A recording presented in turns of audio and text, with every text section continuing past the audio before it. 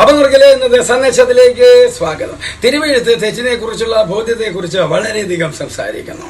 ഈ ബോധ്യത്തിന്റെ ഫലമായി സമൂലമായി രൂപാന്തരപ്പെട്ട വ്യക്തികളുടെ കുറ്റബോധത്തിന്റെ ഉദാഹരണങ്ങൾ വചനത്തിലുടനീളം നാം വായിക്കുന്നു. നമ്മുടെ ജീവിതത്തിലെ ചില ഘട്ടങ്ങളിൽ നാം എല്ലാവരും കുറ്റം ചുമത്തപ്പെട്ടവരായി തീർന്നിട്ടുണ്ടെന്ന് തോന്നുന്നു.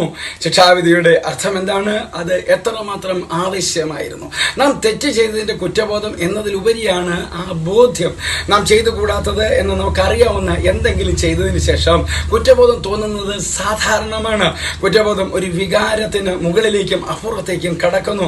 ഗ്രീക്കിൽ കുറ്റവിചാരണയെ എലൻചോ എന്ന വിമർശനം ചെയ്യുന്നു. അതായത് സത്യത്തെക്കുറിച്ച് ആരെയെങ്കിലും ബോധ്യപ്പെടുത്തുക, അതിനുവേണ്ടിയുള്ള ശാസനം, കുറ്റപ്പെടുത്തൽ. അതിനാൽ കുറ്റസ്ഥാപനം സത്യത്തെ പുറത്തു കൊണ്ടുവരുന്നു. ഇത് നമ്മുടെ തെറ്റുകളെ കുറ്റപ്പെടുത്തുകയും നമ്മുടെ പാപങ്ങളെ ശാസിക്കുകയും ചെയ്യുന്നു. കുറ്റബോധം പരിശുദ്ധാത്മാവിനാൽ വരുന്നു എന്ന് ബൈബിൾ വ്യക്തമാക്കുന്നു. ഒരു നല്ല പ്രാസംഗികൻ പറയാൻ ആഗ്രഹിക്കുന്നത്, വിശ്വാസികൾ എന്ന നിലയിൽ നാം പ്രായോഗികമായ നിലയിൽ മാനസാന്തരപ്പെടണം. 1 യോഹന്നാൻ 1:9 നമ്മുടെ പാപങ്ങളെ ഏറ്റുപറയുന്നുവെങ്കിൽ അവൻ നമ്മോട് പാപങ്ങളെ ക്ഷമിച്ച് സകല അനീതിയും പോക്കി നമ്മെ ശുദ്ധീകരിപ്പാൻ തക്കവണ്ണം വിശ്വസ്തനും നീതിമാനും ആകുന്നു. കർത്താവ് നിരന്തരം നമ്മെ സംസ്കരിച്ചെടുക്കുകയും നമ്മുടെ ഹൃദയത്തെ അതിലേക്ക് നയിക്കുകയും ചെയ്യുന്നു. പരിശുദ്ധാത്മാവ് നമ്മുടെ ജീവിതത്തിലെ അസംതൃപ്തമായ മേഖലകൾ കാണിച്ചു തരേണ്ടതിനായി പ്രാർത്ഥിക്കുക. നിങ്ങളെ നയിക്കാൻ പരിശുദ്ധാത്മാവിനെ അനുവദിക്കുക.